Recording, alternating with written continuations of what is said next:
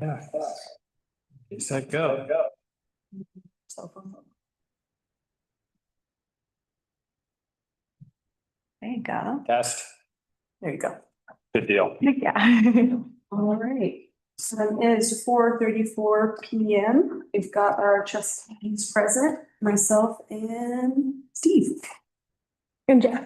And Steve. Right.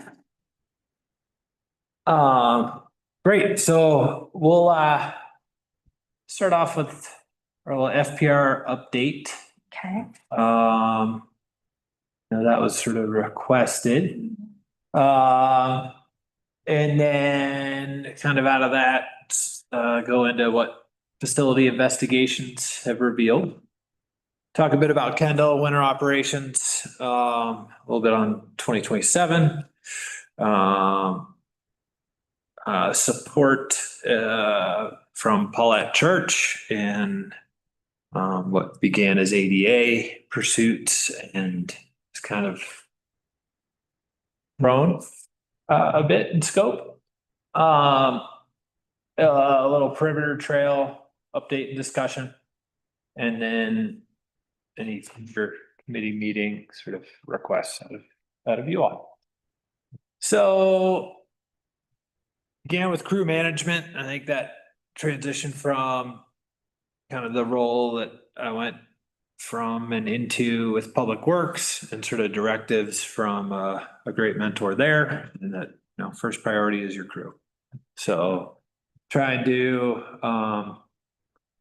keep them outlined, understand them and how they operate, and learn a lot from them too, because they're a well-oiled machine or a well-oiled group, very savvy to the needs within this department. So, and those even sort of evolved with Mavis's departure back in earlier August. She stopped doing Kendall, and I know Jeff was a huge part of doing those flips and addressing Kendall needs, trash, and giving some folks in their time off allowed me to step in and fill in and work alongside them, which was great. Backboard, I put that there. It was something over at the tennis court, which maybe gave them an introduction to some of my approach to things with utilizing wood and materials that were all salvaged out of the wastewater treatment plant. Kendall work, had a great interaction with a citizen who helped shed some light on things that I had also observed when I first went over and thought, wow, there's quite a bit to be done here. And Jeff dove in with Dave into a staining project. Got one of 4 sides done before running out of materials and kind of shifting in sort of priorities of winter prep and so a little time at Bolus, winterizing, ditch work that we'll touch on more later. Onboarding 100 Hands and Emily Gash and Taylor Rock for events. And then dove into building inventories. Oh boy. Can you make, Questions there at that point? are you able to make it bigger? Or just zoom in?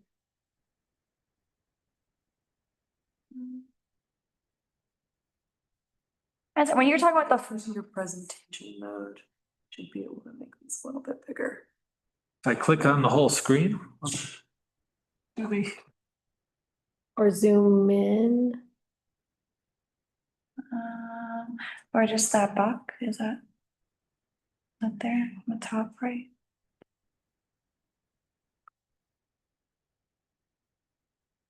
Or is it like a file? I know my eyes are tired, but it's small. Yeah, well, I don't trust me with seeing things. I can't. There There you go. That's helpful. All right. Thank you. You just, Great. No, just, yeah, if you just hit your space bar. all right. So Kendall, you said the 4 sides you finished. I missed that. One of 4 sides. The staining, okay. Standing Okay. up. So as you approach the building now, You can look at that side and then you go around the corner and look at the other and you'd be like, oh, how about that? Nice. Sweet. Yeah, In our house, we had one, the north facing wall did not same for. Jeff and Dave rocked it. Along with many other things over there. So, facilities assessments, really dove into town hall, Kendall, Bolus Visitor Center, Carriage House Senior Center, library, Memorial Park. That's just kind of been a citizen engagement over there in a way. But within town hall, it's pretty evident a need for addressing, the roof. And we'll need to do it in multiple phases. Presented to the finance committee. They felt, given my sharing of where funds could come from in, where there's room in budget lines within facilities, parks and rec, that we could dive into this phase one, which would be the flat roof. They wrapped up on Saturday. And we'll defer some payment to 2026 budget, some for 2025. The bell tower below the bell, a caulking mission. So that happened. Whether that is gonna remedy everything there, time will tell. Why is that? Because up in the upper dome, if you look at the upper dome, it comes down. And there's room for possibility of the columns that are around the bell are hollow, and so it quite conceivably be coming from up there, but on October 12th or so, 13th, it was pretty alarming, the amount of water that was coming from, one, the bell tower, and then two, a couple, you could correlate weaknesses, and we'll have some pictures to illustrate this in a moment, of other possible infiltration. Skylight caulking mission, and then metal on the northeast side is peeled back in a great glacial demonstration. You can see, if you look at the fascia on this side of the building, evidence of water likely is, getting underneath that feature and coming out within the fascia. So would see painting as being destroyed if that happens before the roof is removed. Snow retention seems to be a great option in this instance to prevent those gravity forces and glacial forces from exerting their presence on what we may repair roof wise. The bell tower above the bell, I just shared about that. Whoops. Mhm. And I think I had bricks. You can see the chimney. Wow. That's definitely a hazard, Yikes. to be addressed sooner than later.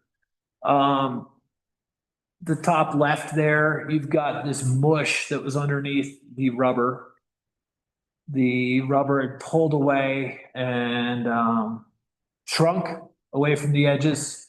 That's evident on this, what would be right here on the left side, and then on the northeast side, you can see that clearly had pulled away there. Right below that spot is a picture of water and the hole above Lucy's office. And it was clearly coming in through that space. Depending on volume, it sort of tracked in different directions. Other things around here would be just the woodwork down at the ADA entrance, the front door, a paint job for everything. At a point, we're gonna start to lose integrity of, say, metal and some of the decorative work up on the upper reaches of the building. The cute little things on every corner of the flat roof have visible rust damage and, but that's more aesthetic, so start, keep the water out. Real quick, Steve, before you move on to Kendall, so the flat roof part that we approved for funding, that's done, you said, they're wrapped. Yes, Okay, yeah. they came in and did their thing. And happy to share sort of more on that process of, Was that phase one you said? And yeah, I would call that phase one. Yeah. Yeah. Phase one for one building. or yeah. Phase one for this one I'm building. just looking up like all the money this. Yeah, right here. Yeah. Yeah. It ended up. Yeah.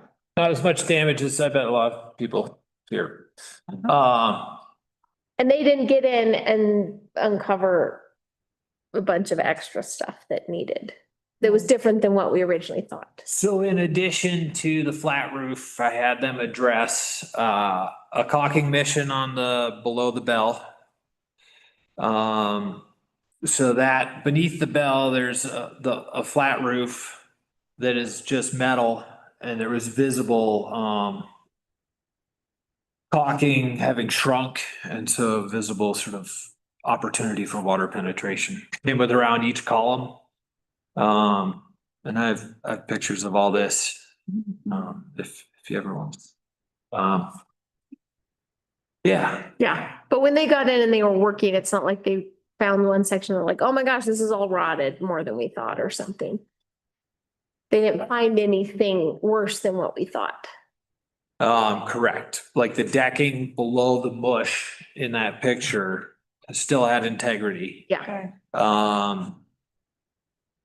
There's definitely rust on the screws if you're inside and looking up. Mhm. You know, it's evident that water had been getting through, but overall, you know, I'm walking on that roof while everything was peeled back. I went up there to do that, and it all had good integrity. So Good. Good, great. Was there any mold mitigation needed or? that's a future thing, maybe. Yeah, okay. Just want all the water coming in. As far, I mean, because that's just the shell. Yeah, The stuff was nasty. Yeah. The mush. yeah. Could it have been mold? Could have been in Mystery. the state of California is causing cancer, most likely. But yeah, so. And so then that's another piece to sort of things to address. The plaster up inside this rotunda here, is visibly, you know, sagging. I think I had a good meeting with Lauren Liu, who kind of expressed, you know, the plaster doesn't necessarily just kind of slowly come down. It's more of a catastrophic failure, which was like, oh, yeah. So, yay. Forward. Kendall, there's a whole bunch to do at Kendall. Starting with the roof again, just feeling like, you know, I have an approach of kind of if this were my building. And so the North Valley, I think we're aware is in pretty rough shape. East Valley, certainly not as bad as the North Valley. West Valley, some visible damage, and same with the South Valley. Crawl space is something that's been on the list, insulating and addressing that. When there's 10,000 plus in propane bills, that's a good thing to aim at. Staining was observed and something we can take on in-house, and have begun on that. Then there's the decks. The south deck certainly looks in need of stabilization, and I think that's been noted in past facilities committee meetings. And see that when you're looking faced with roofs and decks, and given skill sets in town, feel like there's a possibility to utilize some skill sets in town, provide opportunity for folks within the crew to learn, I think, with targeted repair and you know, at least explore that idea. Bathroom deck, there see possibility for in-house improvements. Right now there was a economical addressing of the situation there by having dirt bermed up against it, but that also comes at dirt on your wood beams. And, you know, future potential rot, see a potential for boxing in this earth with rocks and then utilizing pavers to create a nice landscape and sort of segue into the building. That deck too, I think utilizing town skills for targeted repair could work. The kitchen, for starters would just be maybe a new oven. I think a grander picture and a good community offering would be renovation to the level of a commercial kitchen. Bigger space. Which would better, yeah, would serve the community and then also create a better product for renters. And then there's landscape, just kind of little things. From you kind of look under the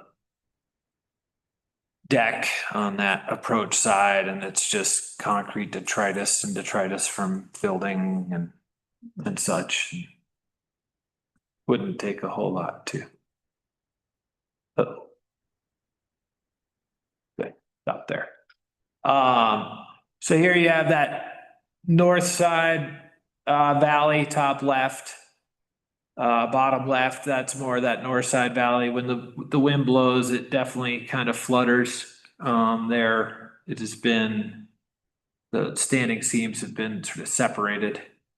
I think a plan for this winter is just going to be possibly more diligent roof raking, and would advise it gets addressed sooner than later.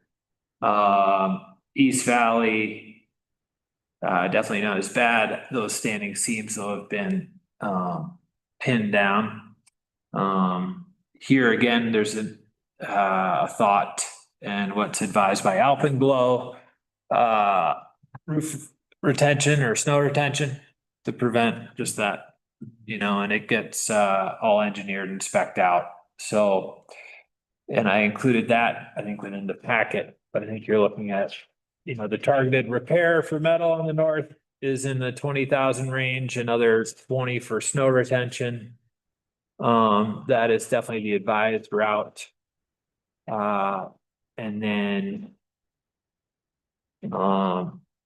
targeted repair with full snow retention. And this also takes into not just sort of longevity of your product that's keeping the elements out of your building, but also addresses just the safety of roof avalanches and such things. I think the targeted repair with full snow retention, that is about 70 in snow retention, 20 in repair. And then there's the thought of, redo the whole thing. That's when you're looking at your 200 and north.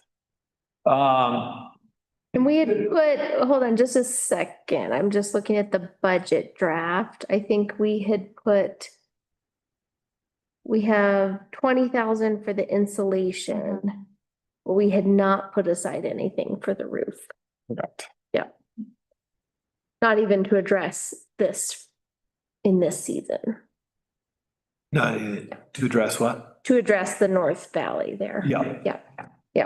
I would see it as kind of a, it's a bit of the state of triage. Yeah.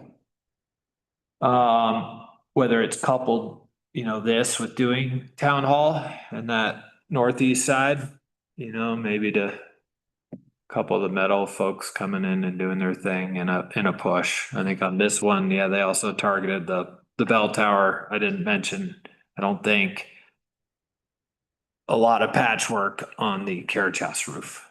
So, that'll get us by for a little bit.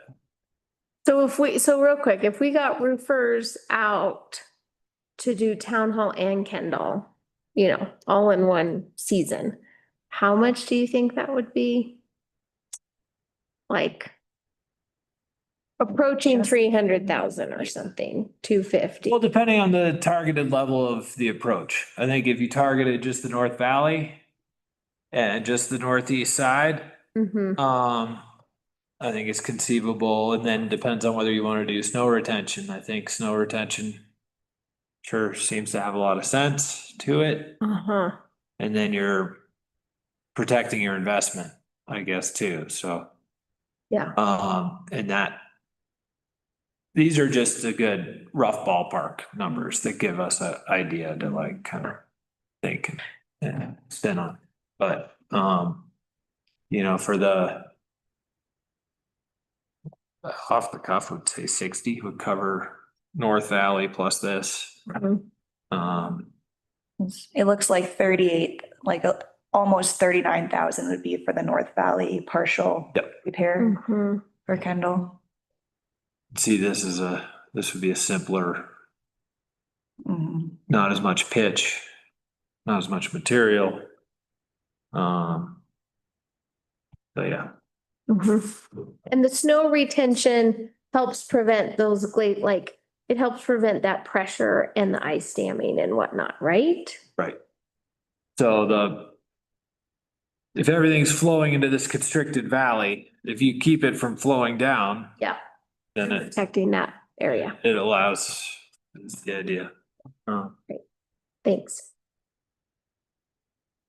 And Alpenglow, they reference doing this a lot in northern Montana, where they've sort of got their bases going, and now they're expanding into the Colorado Mhm. sort of region, and a little longer season around here than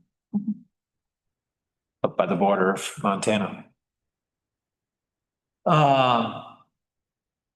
Yeah, and then included this other little picture the other day. Sue Morris had a great idea. She was like, you know, I could just see getting some nice rocks and putting it in that corner space, like about the size that you'd sit on. And yesterday, actually, Chris and Jeff they got to that point. The two rocks are there. Then I'm hoping to link up with the loader that's going back and forth out that way, or, you know, get mulch, which he kind of threw out there, and then some wildflower seeds, and Mhm. for pretty little investment, Mhm. some time could really make an impact. Dave's been really good with, this is a very moist environment, similar to, you know, on the northeast side of the visitor center, the irises are thriving. So he's transplanted a bunch of irises into this space on that wall, and seed propagation as well. So Mhm.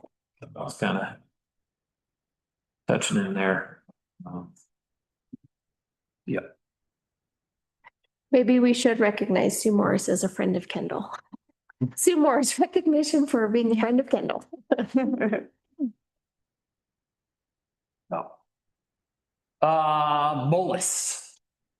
The ditch has been a thing that people have started to learn more about recently, and it's quite striking how the water level had gone down. Like you could just walk to that island, I think, without getting your feet wet. Rain certainly helped. I don't have pictures to illustrate it, but Jeff, what was it? Maybe it was last week. I did another little exploration up there, and I was like, gosh.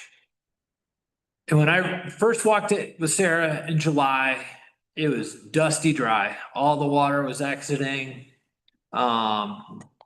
Shortly after it went onto the road.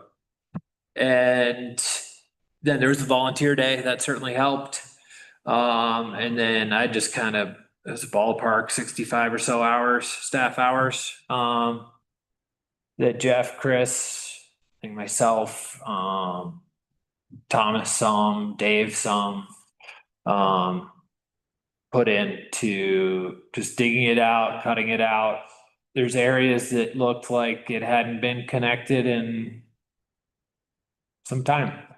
It is now connected from the point of diversion to the lake. I spoke with a frequent recreator up there who felt like it moved 12 linear feet up the beach, and it's visibly risen multiple feet sort of when you stand at the dam and look down, which is exciting. Great. Uh, We think that's kind of ongoing maintenance, but it's not yearly. It's just like it had not been addressed in a while. Right? I think so, and I think by trying to do stuff yearly would be a wise approach, for sure. Cause if you don't go check it out, you don't know, what kind of detritus comes down in the forest, dams it up and then sends it off a different direction. Yeah. So, yeah. And has a greater holistic, value to the community that I think, as far as water rights and owning the top 3 feet. In the event of a call Mhm. is pretty crucial. Buildings up there, there's a couple pictures to illustrate the state of them. You can see the wrap right through the rotting siding. So something that'll be on the radar in the near future. Along with some more fire rings that Jennifer feels are safer and then another, I think, thing upcoming would be a resolution to allow the local public lands fire restrictions to govern or guide how Molis is restricted. In that, Don't they have to follow that anyways? If we go into a fire restriction, MOLIS has to do it as well. right. She might be asking for them to not have to follow. Oh, And so that, because then they come in and they're like, wait a second, we can have a fire over there on the Forest Service and BLM land. I mean, that was She's had issues because it took it just took us like 2 weeks longer than okay. county to lift the fire ban. Yeah. So. what was happening was like the restrictions at Molis were more significant than the restrictions on the Forest Service land. Got it. And so people were confused. Okay. Confused at taking their dollars. But if that's what our county says that we have to do, then that's what our county has to do. Mhm. Yeah, I don't think we can do that, but we can cross that Okay. bridge when we get there. Well. Yeah, I don't know, we can talk about it. yeah, it's tricky. And maybe it's just a timing thing of helping us all know at the county level, hey, can we align as quickly as possible with what's happening on Yeah. the federal? What ended up happening was that we had a meeting, we passed to continue our fire ban, and then 3 days later, they lifted theirs. Right. Yeah. The federal lands lifted. Right, and so then there was a delay in our local jurisdiction with everybody else had. Some Yeah. more cohesion there. Yeah. Well, it's probably just good for the board, for all of us to realize that that has an economic impact. That like people change their behavior of where they're staying because they Right. can or can't have a campfire. Yeah.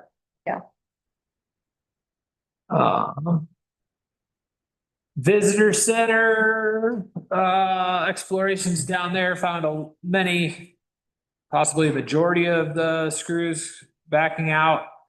There's flashing that kind of directs water if you approach the building. And you kind of look more closely at the siding.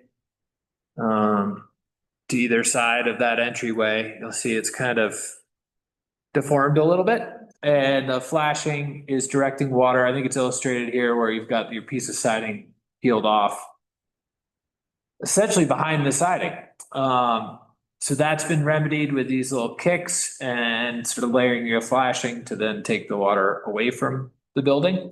And then this was nice, Chaz with Alpenglow helped sort of lead this little project of flashing and then pulling the old screws, putting in, you need number 12 screws, bigger screws, and it was nice to have Jeff join him with that, just to provide sort of opportunity for exploring new things and trades. So you've got the siding as well, insulation, infrared photos showed a lot of heat loss, especially in the foundation area. So want to explore more of that. Their work addressed the lower level, not the upper level. Upper level has screws coming out as well. That's a little bit more roped work and certainly have that on the radar for the future, but that is more of at least a continue for longer. There was evidence in areas this does not have, say, ice and water shield. It's got some tar paper places, but there was definitely water damage to the decking, or evident in that picture there. And then there's ADA pursuits here. Carrie felt very much that is a worthy thing to continue as well, even with the added bathroom trailer down there that's accommodating sort of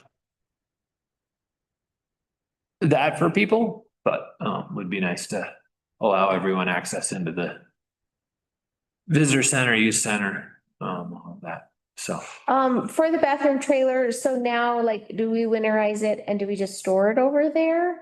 yes, Okay, gotcha. that got blown out along with that water station that is very close to being operable again.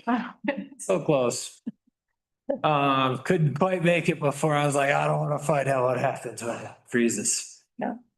Carriage house, the roof, a lot of patchwork was done there. And then on the south side where water comes down and then goes into the shade of the Highlander, the flashing tape that connects to the drip edge was in a very bad state. So they reflash taped that. And Enormous icicles back there. did patchwork. Winners. Yeah, it'd be like, all right, it's Silverton's ice. Classic. Yeah, he climbed the pillar. Seriously.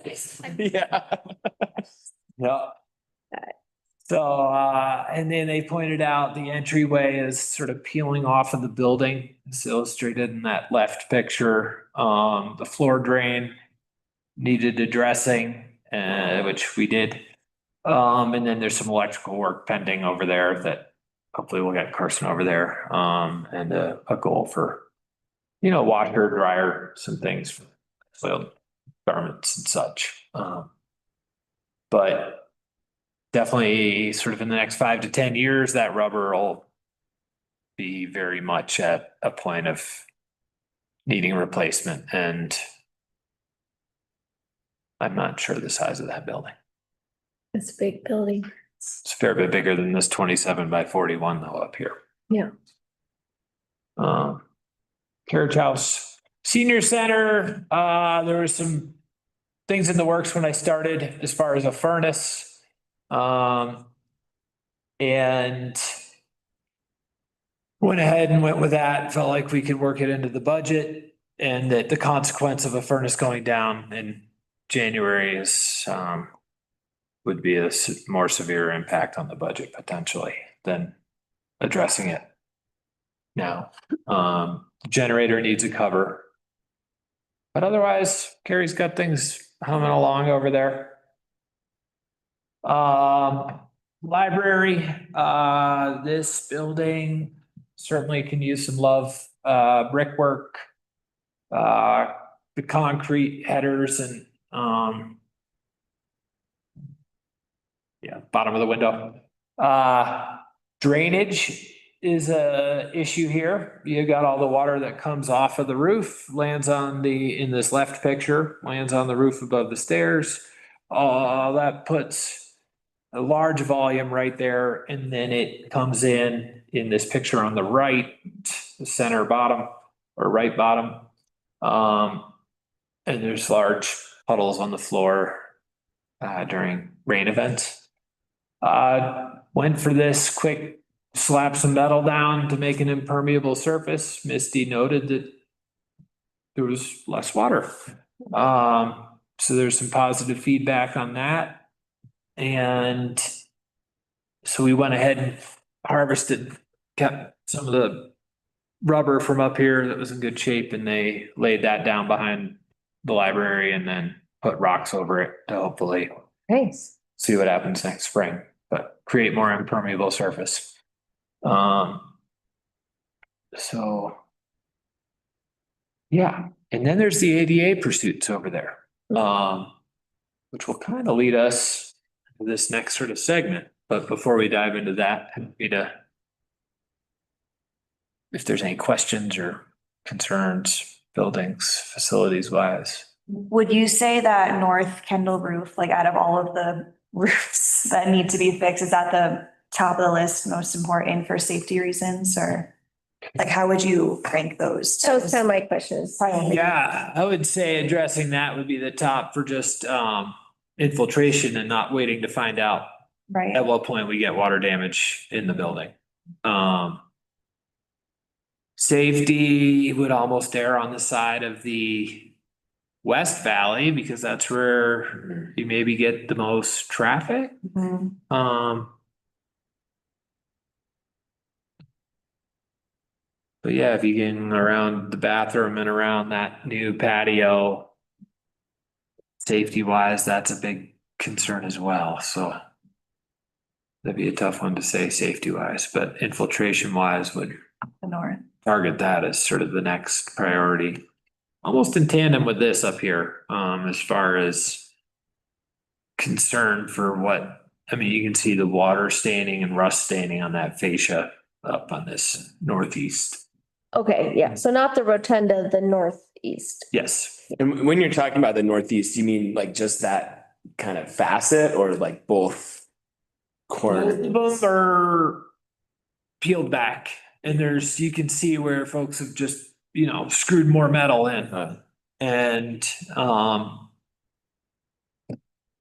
yeah, and it was interesting talking with Lauren Lou up there. He was saying, this was kind of meant to be shoveled. Like, you gotta slough this out Do each. you know if that was done at some point in the past? Like, I don't know. Yeah, I didn't ask that, but I think maybe back in like the sixties, sure, maybe when labor was, I know it's been a long time, but I don't know. Yeah. Um, As far as investments in roof repair, so we've worked on the visitor center, we've worked some on town hall, we've worked on the carriage house. Am I missing? Those are the main places we've spent money on roof repair in the last year or so, right? yeah. Yeah. There's the gazebo at Memorial Park, but that does not have quite the consequences. So there were, Buildings, those are the three places where we've invested in thus far.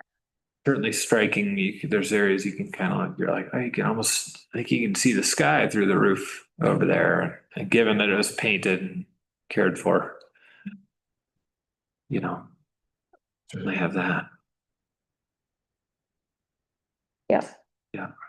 Yeah, I guess that deck I'm pretty concerned at Kendall with as well, with stability if we're having weddings and tables and chairs and people out there. Yeah. Like, is that a really big concern for you guys after looking at that deck? The safety of it Yeah. and the roof avalanche kind Like of thing. collapse. You were talking about the stability of the deck outside of. Oh, the south deck. Yeah. Yeah. It's like with weddings and if we're upping prices. Right, yeah, there is the rails got a little bit of play, which then investigating that more kind of led me to be thinking, that's maybe Right. cured with dig another photo, like a post hole and. It can be fixed. It can't, Then it needs to be like scrapped completely. I would approach it fixing it wise, my own house, a past facility responsibility. At least explore it. Yeah. Yeah, especially given Right. weighing, Mhm. Lots of people on there. Okay. the roof. Yeah.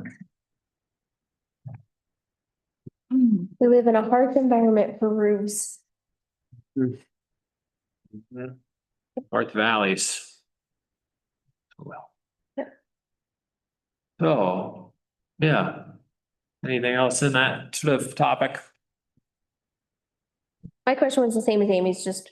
Yeah. You said this is where we really need to spend money as soon as possible. Sounds like the Kendall North Yes. Valley. Cause I don't think it's reasonable to just say we're gonna do the whole roof. Right. But yeah. Mhm.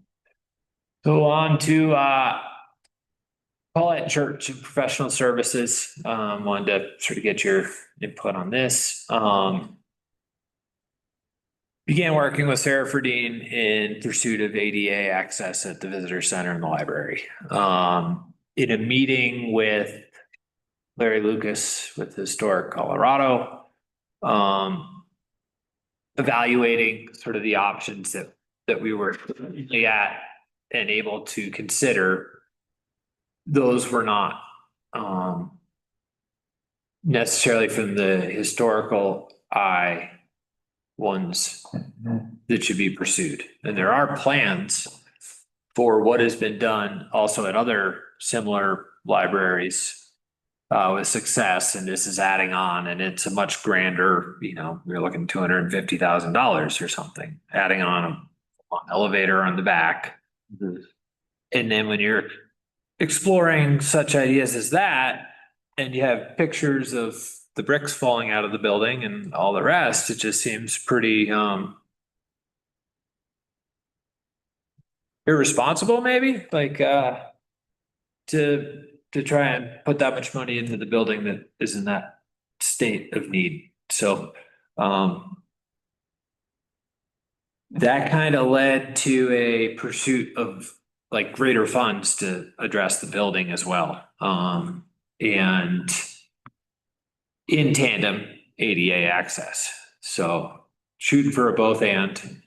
The visitor center being attached to the deck in the back, it would not compromise its historic designation. So it's on a list to possibly be designated as a historical building, which would then open it up for opportunity with grant resources. Memorial Park was another area of pursuits for ADA. And Memorial Park is also in need of some equipment. Definitely things are rusty. There's been deficiencies on our insurance. So for Paulette, it started with these banks of 40 hours. When I started, she was working within her first 40 hours. We offered another 40 hours at 40 an hour. And she went through that. And her proposal would be to do, she estimates about 205 hours to pursue a number of grants for the library renovations, as well as visitor center ADA and some Memorial Park items. 4,000 would come out of 2025 and 2,000 out of 2026. And just felt like there was room in the budget for that 4,000 out of professional services. Yeah. So in order to pursue these renovations, as well as ADA and Memorial Park equipment, it seems that given just capacities and the volume of what you kind of just saw, to have that happen, would recommend kind of continuing working with Paulette. Okay. And her letter, she's saying that she'll do a rate of, I see $70 an hour in there too, So that would be, her communications with Sarah was that where there is room for grant management in grants, okay, that would be the rate. from grant money, And not, that would be from grant money, but paid out of just our operating budget, it would be, she'd continue at that 40 an hour. sure, She could write some of her time into the grant. yeah.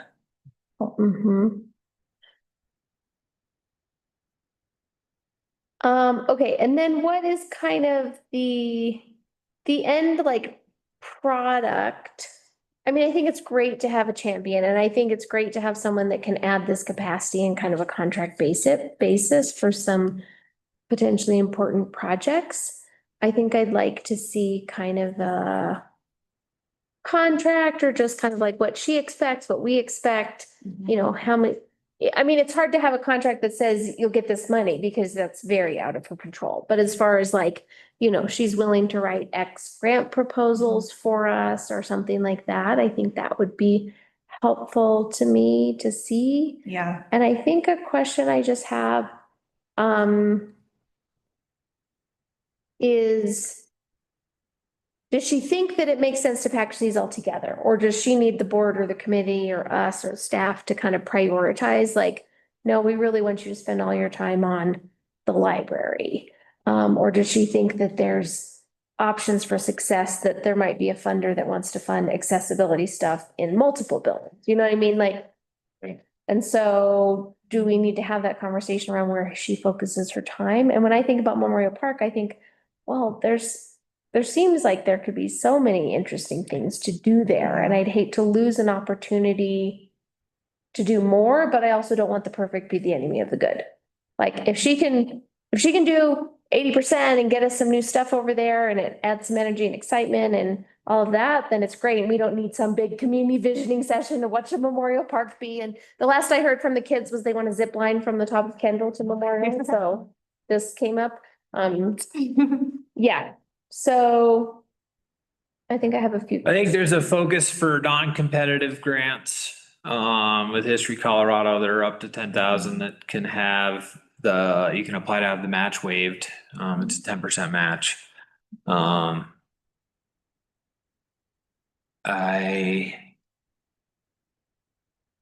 Misty has gotten to be involved in well, which has been a huge, relief as far as just the volume of back and forth and whatnot. There are larger grants available within that historical context that would be primarily focused as library. Mhm. The plan would be for visitor center, the non-competitive range of 20,000 for ADA. And then once red designation, say were to occur, the opportunity for other sort of historical. Mhm. So we could do the 20,000 and do the ramp potentially. And then still qualify for the historic designation.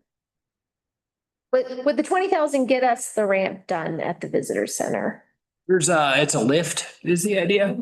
Uh-huh. And it's like if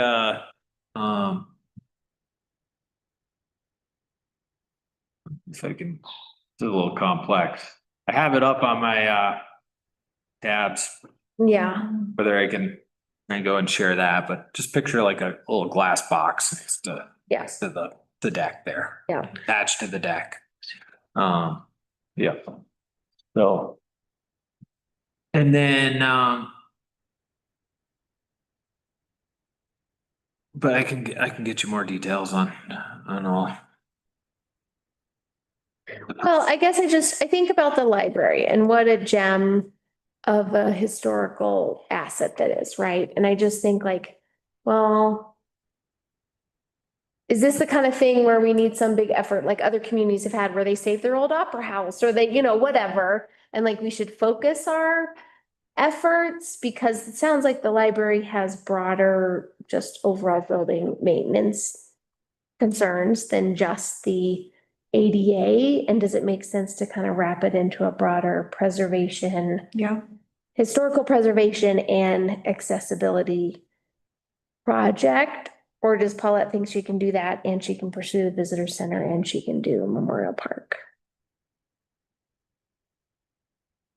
The package of 205 that she is proposing, and she's thinking this is more of she called it project like 2030. I don't know if that was referenced in the letter. Yeah. Okay. And that 205 hours would allow for pursuit of, she's got I guess I'm not sure that I shared this with you all, the Excel spreadsheet of different grants. And sort of a timeline for those, when those are needed, to be applied for. And in strategically, pursuing them. And, Mhm. so, Right, I think a big project approach makes a lot of sense, but I also think that could require a bigger financial commitment on our part as well, and some of these smaller piecemeal grants might not have match requirements and things like that, so. Mhm. I wonder if we kind of have to take an all of the above approach until we have more ideas. Especially in this funding environment. Yeah. Do you think, Steve, okay, so Paulette is adding great capacity to pursue the grants, potentially administer the grants, right? Just if that's possible, Right. of too. reporting and financial reporting and grant reporting and whatever. Do we have the capacity? Let's say we got funding to do improvements in Memorial Park, do the visitor center upgrades and renovate the library. And the board prioritized funding for roofs, and we're working on the perimeter trail. And I mean, what else am I thinking? Do we have staff capacity in your department to not necessarily even manage the grants, but to manage these projects? Because when I first moved here, my naivety was like, oh, we could just write grants and get it all done. It's like, well, yeah, but you still have to have people at town that own that project. So, yeah. Um, Or maybe they could be staged, and we're doing Blair Street, We are, yeah. right. and maybe they can be staged. I kind of, I feel like there almost needs to be. I've kind of utilized you bring up the perimeter trail, and I know that's like something that's pretty frequently brought up and in pursuits, and I've kind of like got stuck on this whole fruit analogy of, it's great to go for these fruit that are so shiny and ripe at the top of the tree, but the stuff that's right there in the leaves in front of you is rotting, and it's hard to justify letting the library rot or town hall rot in the name of prioritizing, some of those higher reaching fruits. And it seems that I feel like library, there's enough energy around there. And even just what Misty has done in the little bit of time where I was like, okay, I need to sort of have you involved in this. Gives me faith that, yeah, there would be. Yeah, And how we would repair such things or address those otherwise. I don't feel like there's capacity for me to pursue those funds. Yeah. And do all the other things. yeah. Yeah, it's just tough because we can't contract with somebody like this and they say, oh, there's a 95% chance of success, or there's a 20% chance of success. We don't have that information to make a decision with. Yeah. So. And I think it's not for naught because the material is still there. Say, what materials crafted to pursue grants is still there. Right. Well, and that's why I would be keen to kind of have a contract with Paulette to just say like, any grant proposals that she writes would then be property of the town. So we could repurpose that stuff in the future, right? Like if Yeah. it wasn't successful under this contract with her, could we still have that narrative, that language? Yeah. To repurpose for the future? Maybe Clayton can get a head start and work on that too. Okay, so what have we funded and what have we prioritized? We're doing Blair Street. We're the perimeter, the NRD project, but that's kind of like sequenced out a little bit for, I think, facilities and parks work in terms of trails. Yeah, right now, that's a ways out, the trails piece. Yep. Out. And then what else? So like if we said, hey, if the board said, hey, we really have to prioritize extra funding for roofing, that would involve like contracting, but it's not like the guys have to be committed on that. Like, I'm just kind of thinking from a project management perspective, what do we have going over the next couple of years that we're committed to make sure we do take advantage of these opportunities and not overcommit ourselves? I think the roofs, and then you've got insulation and, crawl space or addressing. My understanding, there was a three-phased approach to the visitor center that I've not come across yet, but, on-site spoke to that. And so that's definitely a larger scale, I think, overall picture. Carrie wonders if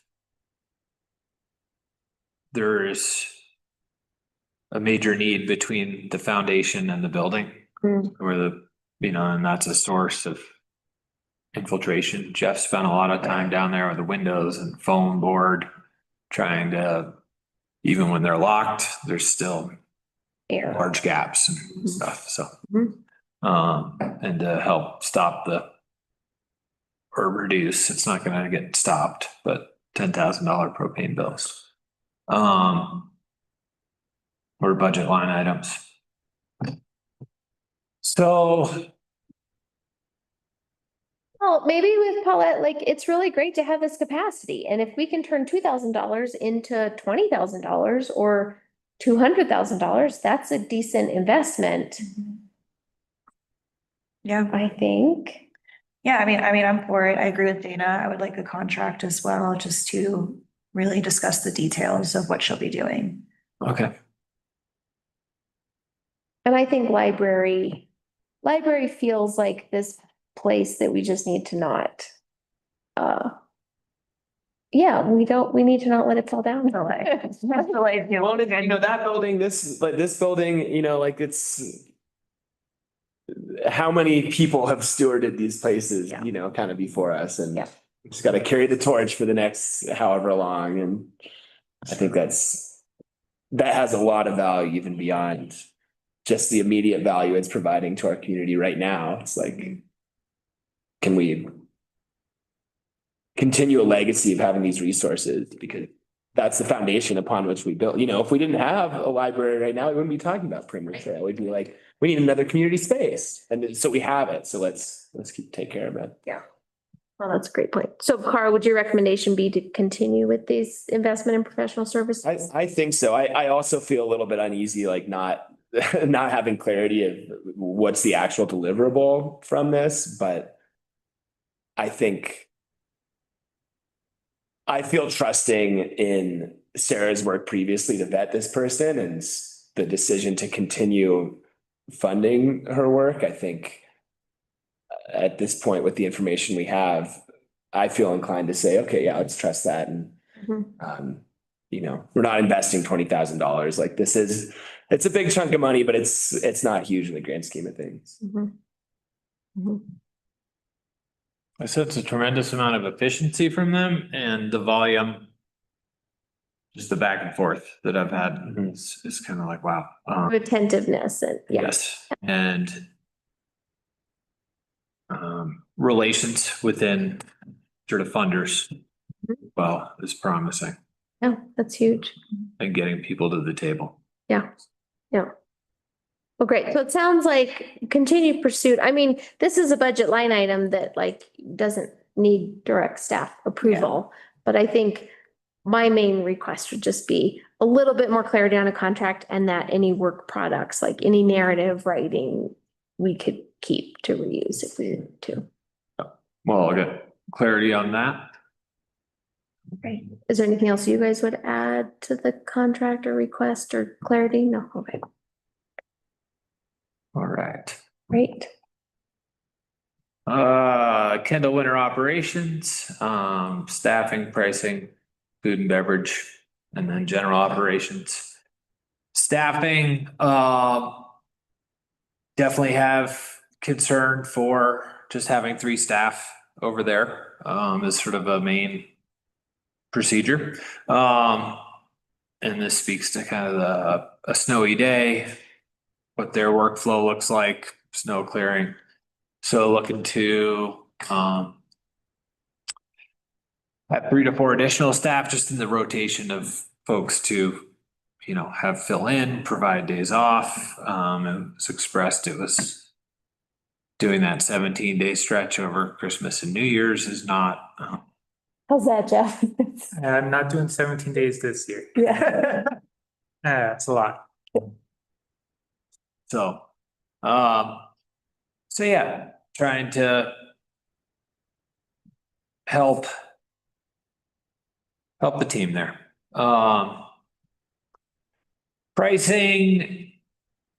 I have a little bit of the current pricing. One idea is, as far as it is not significant, but just a holiday pricing Mhm. that would increase tickets just slightly across the board to Great. help. I think I worked it out to just cover the staffing, and the cleaning of Kendall. It's like 5 families, 2 adults and 1.5 kids. At these current rates, if they were to all buy tickets, at least it covers that part. Mhm. Great. That seems like, It's hard to then nail down all the externalities of the inspections, Grady's time and work Yeah. and all that. Absolutely. Just to try and kind of keep up, and that's when it's the most overwhelming. Have a thought too of that would like to run by you all of a transferable business pass. And so you'd allow, say, a business to say buy one pass that can be used amongst their employees. I see it as that. Wanted to pose to you, can they share it with their family when their family comes to town? I feel like that's maybe not in the spirit of what we're trying to do. This is a kind of a safety question, risk management question. Is there some sort of like indemnification or liability waiver that people sign when they get a pass, and how would that work for a transferable pass? They would have, Passes have it on the back. So there'd be like a list of like approved people or something like that. they need the pass on them. Okay, having the pass is like, okay, there. That's their release of liability in the Colorado ski safety. Great. So, so if it's okay, so just clarify for sure. So if it is, if Coffee Bear purchases a business pass and then any of their employees can use it, the person holding that pass does not need to sign an extra form that was maybe signed when the pass was purchased or whatever. It's just the normal Colorado, like you assume responsibility for. yes. Okay, great. It usually like says it on the ticket actually. And there's a sign at the window, yeah. Right. And it's just one pass that'll be transferred. It's not like the whole team can go out to Kendall.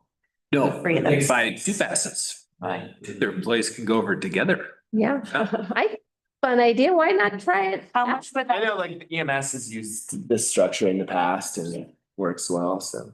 We usually give EMS free. Yeah, You give out EMS passes, sheriff's office. Okay, good, why cool. not try it? What happens? Uh-oh. Is the business pass going to be more expensive than a regular pass? Yeah, I put it as, I want to say 175 is an adult pass early season. So it's 50 more, and then I think it's 216 maybe late season, so it's not 50 more on the late season, but or regular. So it could be 266 if we want to go with that sort of $50 more. Mhm. Seems like you've got this. It holds like a higher. Be responsible to put it at a higher rate, just a single person. Yeah, definitely a higher rate business pass. I don't see any reason not to try it. Yeah. See what happens. I think it's great. I think employees only though, that business. Yeah. Yeah, Yeah. not like, Yeah. but then it's tough to like police that. How do we know they're not just? I think that's what you said. Yeah. And I think you're like, Family comes to town, have them buy Because we want people to go skiing together. That's the joy of skiing. yeah, Yeah. come by. It's kind of like the get one person in, kids stay free kind of. It's like, Right. we're giving the business pass so you can go ski and now you want to bring all your friends and family. Great, they can buy a ticket. Good segue. Your race student passes maybe, or a punch card. Feel like it's kind of cool, the relationship they've developed with our students and sort of providing opportunity, and I thought that could be a great way to get students over there and then maybe their parents. Well, I I thought this was genius, Steve, because I think they have a very small little hill. Some of them come over already, but if we use our channels that we have to just promote it to their, to the athletic director, Leah, or whatever.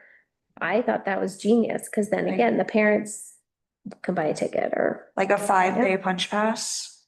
I wouldn't. Or awesome. Season ticket, same thing that we Give give to our. the Gray students a season ticket, but then their families would, yeah, I mean, it's kind of like how PERG gives kids passes, but they know that the adults are gonna come Right. pay. And I mean, I think it's. Yeah, whether or not you're like recouping the, a huge benefit, like hopefully at least we make back whatever it costs us to, to administer doing the passes and all of that. And I think that sense of community and having the ski hill be a place that's like always feeling kind of vibrant and full of people. I think that's really important. And I think there's just a benefit to having our students connect with students in Uray and foster that. And we don't have a lot of spaces for that to happen in town besides Kendall. And so offering that and marketing it as an option, I think is kind of fun if they'll drive over the pass. Could we, yeah, anyways, Right, I think like, what do we get in return? It's an opportunity for like, continued conversations about collaboration, but I kind of feel like this idea is a place where we start by offering something. Well, and I know that the school last year even, was maybe in previous years was even saying like, hey, if any Uray kids want to be on our ski team. Right? Like, again, I think the challenge of driving up here, whatever, but this could just be one other benefit there of trying to say like, do you want to join our ski team? Do you want, here you can have a punch pass or a. And we just know like when people come to our community, it makes this a happening place to be. It has trickle down benefits and it has like immediate benefits of they're going to buy gas and they're going to get a hamburger and whatever else. Yeah. Yeah. I think this is. They might come back for night skiing. We got a built-in community right here that we can expand our circle a little bit and. Yeah. Cool. So I'll do a memo for that on like December 8th, as I guess I did for the. Great. Does that feel like really burdensome to do administratively in terms of getting passes? Is like a punch card easier in some way or? Or I mean, if they can just show their student ID when they get to Kendall, then just do it that way. Yeah, maybe it's Instead of giving each of them their own pass. sure. Right, well, maybe they get it when they show, When they- just like anybody else buying. Like a day a pass. pass. Yeah. Right. Just show your student ID and you just get a day pass. So like if you came to the window, you show your student, it doesn't even have to be a Yeah. season pass. You could just say, you're a student ski free at Kendall. Yeah. Bring your student student ID to the window. Because printing out They should, everybody's supposed to. I had one. We always made them. Yeah. But, yeah, this can be motivating for them to do student IDs. They need to have the capacity to do it. They're required to, so. And in elementary level too? That's a good question. They should have the capacity to do it. I think I always should be easy to do. too. I always had one as a Well, kid. so maybe that's a question to pursue for staff, Yeah. but I figured step one, where are we on this? Step two will be, I get connect with those folks there and ask what might they see as the best way to implement such a thing. Yeah. I also liked your suggestion that Silverton students could swim for free. You're right. That would be That was great. That's a pretty big line at drain on some of our grant budgets for the summer programs. So. Maybe talk to the person right and see if you can work out. It's a whole. It was an interesting, and maybe they wouldn't yeah, I don't know. Anyways, it was an interesting idea, but I think it's fun. Yeah, so. Okay. Who knows where it goes? Good idea. Thank you. So at this point, I've now been approached by multiple businesses for food and beverage. In the past, it's been go to RFP. I guess I have maybe dangerous thoughts of is a better product achieved by having folks collaborate? That could be a whole nother management.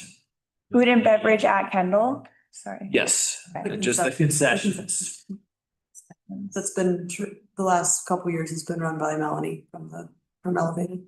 Mhm. And other people are wanting to offer services there? Is that? Yeah, I've had multiple folks at this point now ask, hey, what's going on over there? How could I, do my thing over there? And it's gone out for RFP before. Like we've had various years, it seems like. Some years we've had RFP and nobody's responded, or, like some years we're trying to beg someone to be there. So, Have you talked to Melanie? Like, what's her? Service to the community kind of for whatever business takes on that role. Right, we want somebody that sees it as a business opportunity, but also can commit to like, okay, I'm gonna be there. Like, I'm not just gonna open it up at random times. Well, and I think that what's happened in the past, at least with Melanie's experience, is that it's not worth her time. Totally. Right, It's okay, very much a service Yeah. to Kendall. totally. It costs her more to be over there and running. Staffing. than Yeah. she actually makes. Yeah. Does she want to run again or do it again? I don't know, I haven't talked to her about it, and I don't think Steve's talked to her either, I don't know if anybody's talked to her. Okay, She's been out of town. right, okay, A okay. lot, so. mhm. Well, maybe we should chat with her first to see where she's at Yeah. before putting it out for everyone. I don't know. Yeah, I go both ways because again, we stick with a vendor that's worked well with us. I mean, again, it has been the kind of a labor of love. And at the same time, if there are other interested parties. Yeah. For the sake of like government transparency, then that to me makes me think, oh, well, then maybe it needs to be an RFP process or a proposal process, because. If we don't have anybody else interested, then it's one thing, but if you have multiple people that are like, oh, I'd like to do this, then it's kind of like, but they never have the opportunity to Right. compete for it. Yeah. Okay. Maybe they don't know that they do want to compete for it or not, because they haven't talked to Melanie. Oh,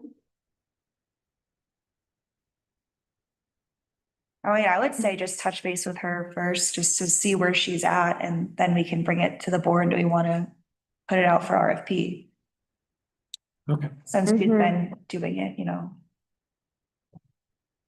just to touch base with her, say, hey, like, Mhm. are you interested this year? And Yeah, yeah, I wouldn't want to just blindside her like that. Yeah. right. And are you getting like 5 people are interested, 2 people are interested, 10 people are interested? So there's 2 other businesses, so. Yeah. I can say multiple. Right. Yeah. But yeah, I mean, that's probably the max. That's like as many people as could be. Right, right. In our size in the winter, yeah. 50% of our business is our interest. Well, and it seems like it's something you want to answer sooner rather than later, because the busiest time is going to be Christmas week. Mhm. right. So. Yeah. We need to make a decision for people sooner rather than later. Right. Yeah, I mean, I'd advocate this week to touch base with Melanie and then go from there. I can give you her number. if you Very don't good. have them. Thank you. I don't know if it's in my phone or. And again, maybe she knows that the people are interested. She's like, I just want to be there one day a week. That's Yeah. what I want to do. Or, Like I think different that's- days. Yeah. Yeah. Sort of a rotation. Yeah, just say there's other businesses who have reached out to me. I just want to know where you're at. Mhm. I tend to have a little bit more maybe of a utopian.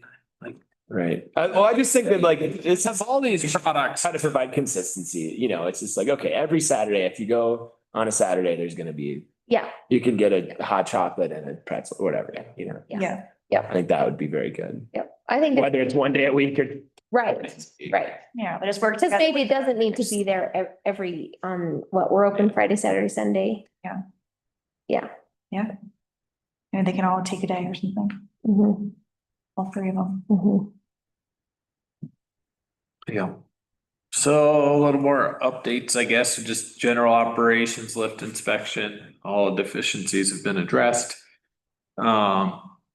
Paperwork has not been submitted yet. Snow fencing, that's just on my priority tomorrow. Jeff and Chris and Dave have been awesome in sort of doing this snow fencing exploration of trying to capture snow on areas that are prone to not collecting snow. Expanded the sledding space. and potential little park space. Thank you, Public Works and Silverton Housing Authority.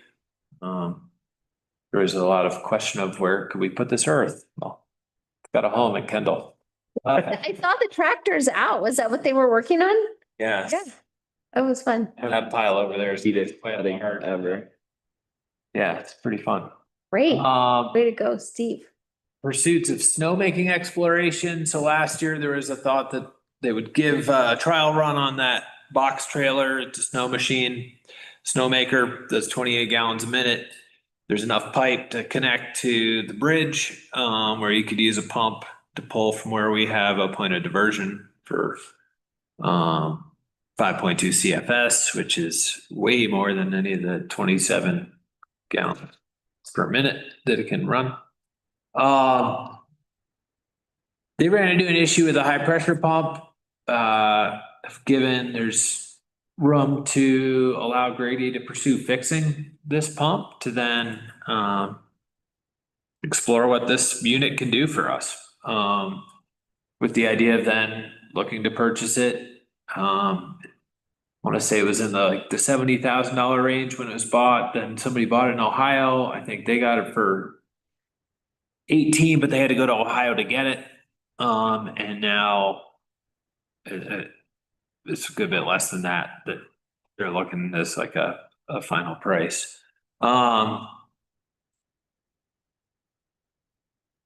Other benefits of that could come to be ski touring, potentially. Last year, there was a little bit of a scramble. Where can we get snow? Last minute. Yeah. It's great. Right when everybody's driving there. Yeah. Like it was, Stupid snow out, yeah. well, and does it extend the season even? Potentially. And get it going earlier. Yeah. You know, possibly. So just something that's in the works. And then have folks keeping eyes out for lights and just reducing that sort of impact on town staff time and then the budget line item of having lights to go rent lights and then How much would it be to purchase the lights for night skiing? Do you know?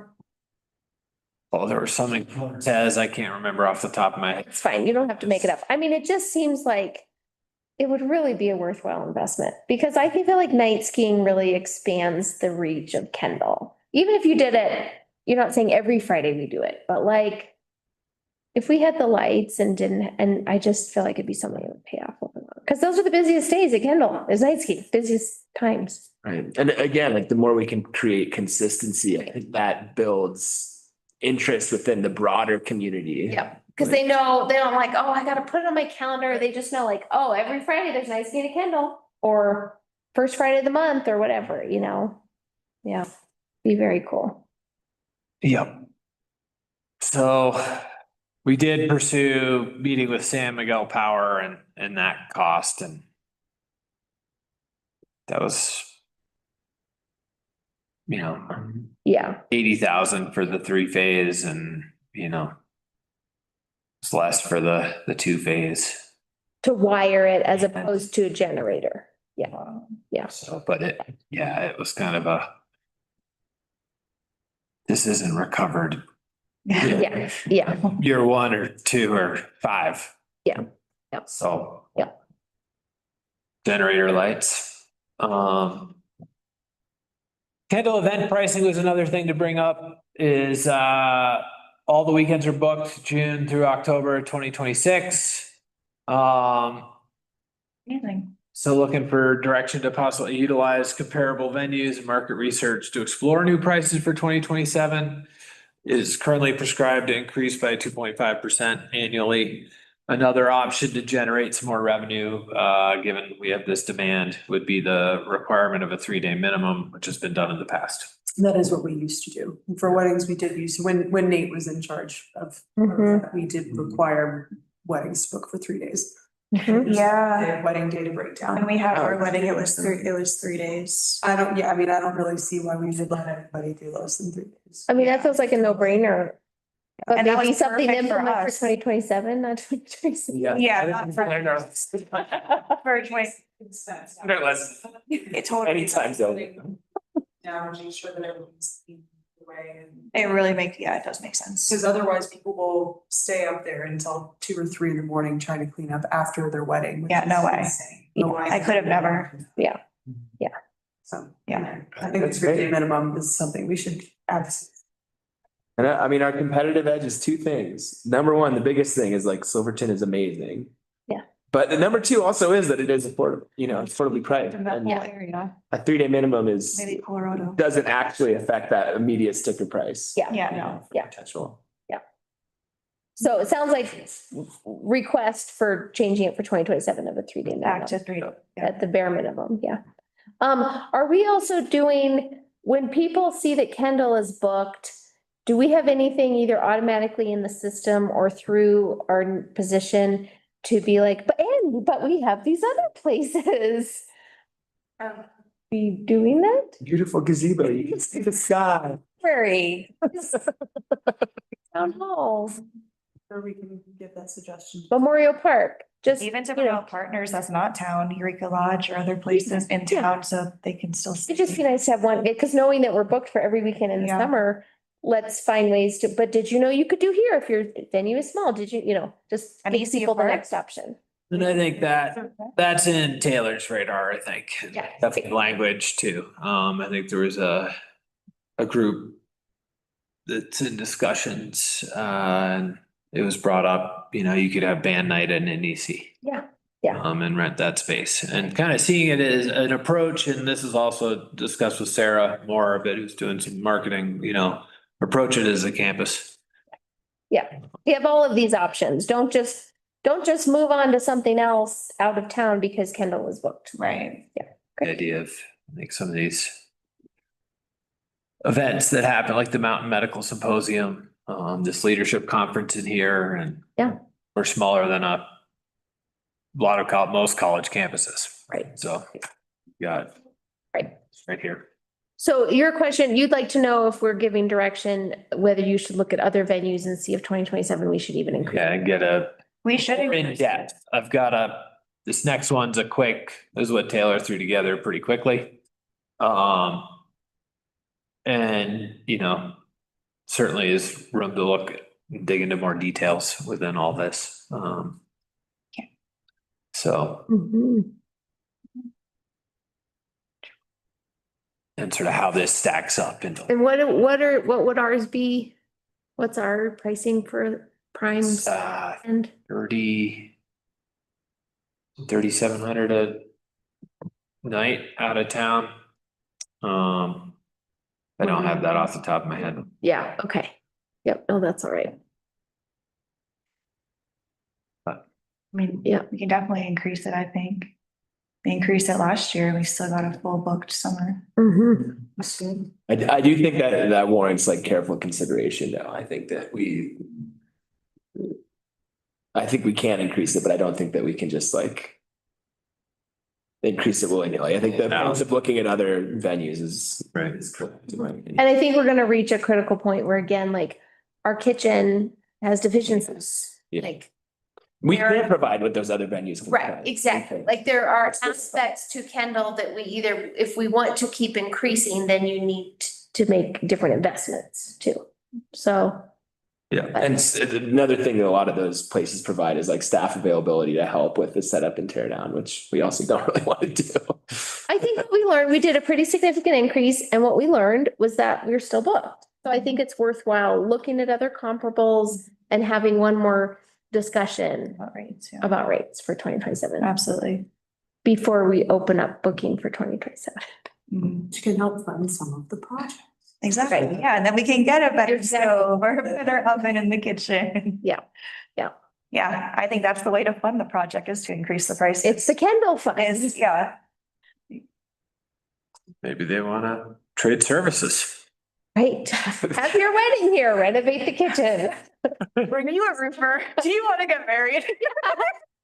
That's what I'm sad. See, yes. of stainless steel. Please bring us the refrigerator and stuff. We had a number of campers that attended camp because of their parents building shelters, Yeah, Yeah. yeah, you know, those things can, working on. yeah. Speaking, Rupert, who wants to get married? That's our dating ad.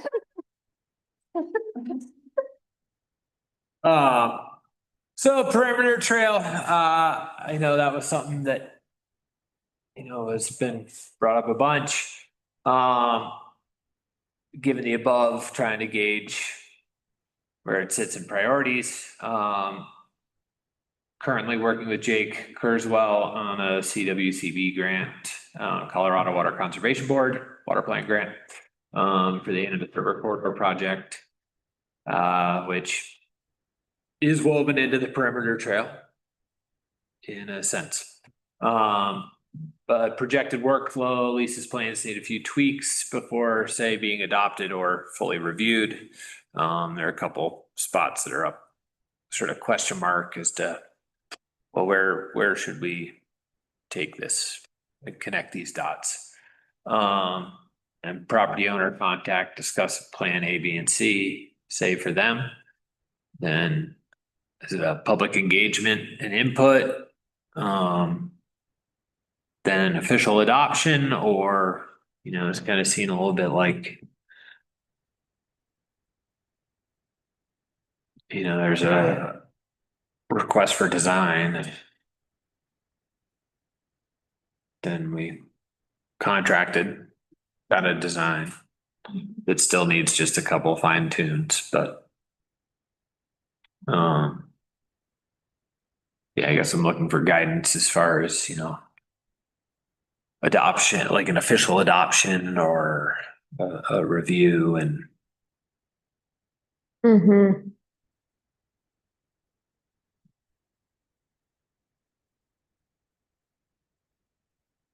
I think for me, when it comes to the perimeter trail, I don't want us to lose sight of the fact that like the community did prioritize it in Mhm. terms of capital investments. I mean, we obviously didn't give them, we didn't let the community vote on everything on the list, right? Gloria's approach was, let's take approved plans that we have and let the community kind of spend their community bucks or make their prioritization from that. And so it wasn't everything on the list, but the community really clearly showed, hey, we would really value this investment. And we have saved $50,000 for it. So I think in terms of a project, I certainly don't want to lose sight of it. We kind of have these ongoing maintenance things that we have to just attend to and set aside money and staff time. And then the perimeter trail to me feels kind of like the thing that the community said, we are excited about this, go make it happen. Yeah. And I would hate to lose sight of that. Sure. For sure. And the part that I'm not totally clear, and maybe this would be a good question for Clayton, is kind of like, okay, we have the perimeter trail map from Lisa. Portions of that are going to involve conversations and negotiations. And so what's the best way for that public process to proceed? Knowing that there are kind of land use and legal steps along the way. Does that question make sense? Yeah. So I don't have an answer for you. That's my question. Yeah.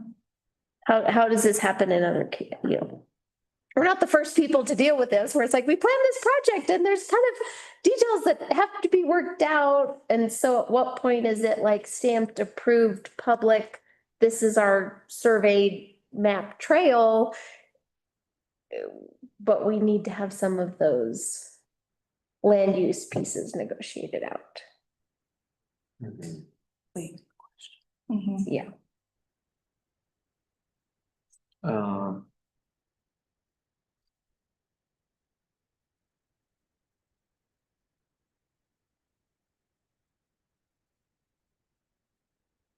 So there's the legalese questions.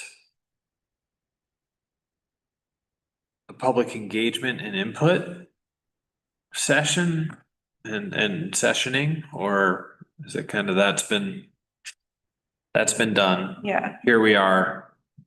Go. That's what I think is from my understanding what the process is, I think it's still a really big priority for our community to get this done. I think we had a lot of those engagement sessions already. Yep. I'm fine with having another one. I just don't know what, maybe just the details into the perimeter share or like another. I don't know. What would be the goal? If we're Yeah. having public engagement around the perimeter trail project, what would we be wanting to engage the public on? Yeah. What would we want to ask them? They already identified they want to do this, so I'm just, It would be sort of feedback on what has been drafted. Mm-hmm. Does that lead to changes? But Right. I mean, I think maybe the next, maybe like the target to go for is like, what do we need to do to be able to bring to the community, like a celebration of this awesome plan? yeah. Mm-hmm. You know, and it's not like, okay, we need your initial ideas, but it's like, we got this awesome plan. We're not gonna implement it tomorrow, but like, Yeah. it's pretty ready to go. And, Yeah. you know, last chance for feedback or something, you know, where I think it feels like there's momentum behind it for the sake of the community, for the sake of us and staff and everybody working on this. I think that's important, but whether it happens, you know, in the next 2 weeks or whatever, notional, like very short period of time, it's clear there's other higher priorities. I'm struck too, Steve, by the fact that this could be kind of wrapped up into the process of the NRD funding, right? So from what we know, the NRD trustees are gonna want a presentation from the town. So, you know, you and me and Jake and Anthony and whoever else, just there'll be a presentation to the trustees before they do final awards. You know, that's gonna go into the spring. I think the presentation will be in the new year, then that'll go into the spring. And then in our grant proposal for that, or our funding request, like we indicated, they want to know what kind of community engagement you'll have. And I wonder if that part, we could kind of wrap community engagement around, hey, this is what the river corridor would look like for now. This is what we're thinking, and this is how the perimeter trail fits into it. It's like stewarding, you know, the Animus River corridor. Right. It's kind of this big picture approach of Mm-hmm, different things we're doing to serve that aim. yeah. And then see what type or level of public engagement and commentary we need to get related to that process Mhm. and how that fits in to the larger trail as a whole. Is that helpful? yeah, it helps bring folks together on the topic. Yeah. Yeah. I think timing wise, I'd be curious about answering some of the questions around the perimeter trail survey that we have from Lisa and kind of Clayton's recommendations on how we sort of adopt this in a formal way and what the recommended timing is on that. Knowing that in tandem, we're working on conversations about various points along the trail. And then for the NRD and how that portion of the trail fits, to me, I'd see that being like conversations like summer or late spring or something. Yeah. I think. Works for me. Excellent. Well, for the future, committee meetings and such. Do you have direction there as far as timing, what to revisit in a future meeting? Maybe like frequency, quarterly meetings. But if there's a matter that you need to present to us more urgently, then just email us of availability. Mhm. I think looking at, I see these meetings as two purposes, right? They're informational, right? They're an update from the department to us, to the public. So people can know, oh, what's going on in facilities and parks. And rec, and like, we can help you, like use this committee to help you, looking at bids or, so I hope that this was helpful beyond just, presentation, like that using us to help brainstorm, workshop. I don't know. Yeah. If you have things you're stuck on, like helping us move forward, move things forward for you. Excellent. I don't know, Carl, your thoughts? I think that the quarterly format is great as like a baseline, but I totally agree. I think that these meetings can be most useful if they're centered around like, okay, here's this project. Let's have a meeting that's, focused on this thing. And, Mhm. the next quarter's meeting can be focused on something else. And then the timing of those meetings, as much as possible, can align to what your work schedule is, in terms of these projects advancing. And Mhm. Totally. I really liked your updates on all the buildings. I think maybe doing that yearly, having that as kind of a standing yearly thing, because facilities is such a key component to your job and to what we have to invest in, that we haven't really invested into the level maybe we need to. And so I think consistently having those facilities updates allows us all to level set, like to, get a baseline of where things are, what the issues are, what's needed, how should we think about it for funding and budget. So maybe even having update on facilities in August. Because then we're going into budget season. Mhm. And then it's really on all of our radar. Yeah. I mean, you do your budget requests, so obviously you're doing your own staff prioritization, but the more that the community and the board hears about those kinds of things, the more we're able to be champions for these buildings that never sit before us. So I appreciated that thorough update. Well, thanks for your patience with getting that update. Yeah. Yeah. Anything else from us or needs? Yeah. I actually have a question. So say that, so I've come across this idea of fencing in the gaps around the baseball field. So it could be a dog park. Wow. How, would there need to be any bureaucratic process for that? Or can we just close it in? Not put a sign or anything? And then. I would say how permanent is the structure? Like, can we put it up and then if everybody's like, oh my gosh, we were planning on playing baseball every day of the week, we could be like, Yeah. oh, okay. But it would need to be planned out and whatnot, but there's no dog park in Silverton. Uray has a real tiny one. There's lots of dogs here. Yeah. And you have to have your dog on the leash in town, but this could be a little off leash area. Yeah. You Thanks like so a much for bringing plan? that, Jeff. That's like, Creative. it was not on my radar. I don't feel like. Well, I feel he's brought it up and I was like, oh, good timing. I'll put it with the visitor center stuff and. But that's a great thought. That's like a resource that we have, something we can do with, fairly little overhead, and it might provide a big benefit. We've got the gate, We got got the fencing, we've got the posts, What kind of fencing? the chain link. Chain link. fence. So it would be a proposal to convert the baseball field into a dog park. It couldn't function as a baseball field in the same way, right? I think it could. I don't- Why not? I think you could have both and, You could, okay? yes. Yeah, you can't have a baseball game while there are a bunch of dogs running around. Right. Right. I'd say Well, it's an off-leash area. Well. have a dog park functioning and then. Well, yeah. I mean, we don't have high baseball teams, so like, this is not a problem to solve for Got it. right now. Maybe 3 kickball games happen each summer. That's Maybe. not the use of the baseball Yeah. field. I've heard more requests for a dog park, Yeah, honestly. Totally. Yeah, it's brilliant.